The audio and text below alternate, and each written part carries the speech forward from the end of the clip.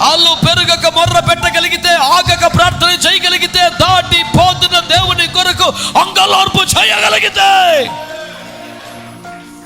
యేసు నిలచి వాని పిలచి పులకించిపోతున్నా పదాలు చెబితే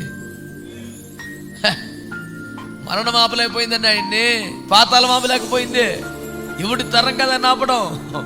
గాలి రెక్కలపై గమనము చేయవాడు ఆయన ఆపేవాడు ప్రపంచంలో. ఒక గుడ్డు ఆపేశాడు, వేసి రక్తం ఏం చేయం. ఒక అడుక్కును ఆపేశాడు, వేసి రక్తం ఏం చేయం.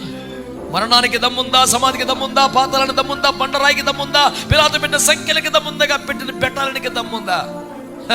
ఎవరికి లేదో. కన్నీరుగా చెప్పి ప్రార్థన చేసి నీకుందా? నిన్ను దాటిపోకూడదు ఆయన.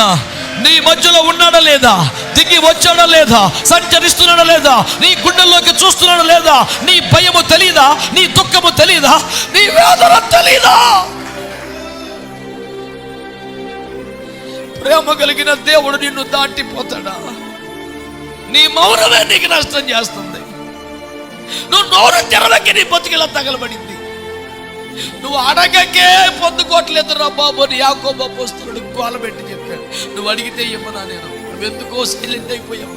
సేవ అలాగే చచ్చింది, కుటుంబం అలాగే చచ్చింది, నీ ఆరోగ్యం అలాగే చచ్చింది, నీ అంతరంగం అలా చచ్చింది.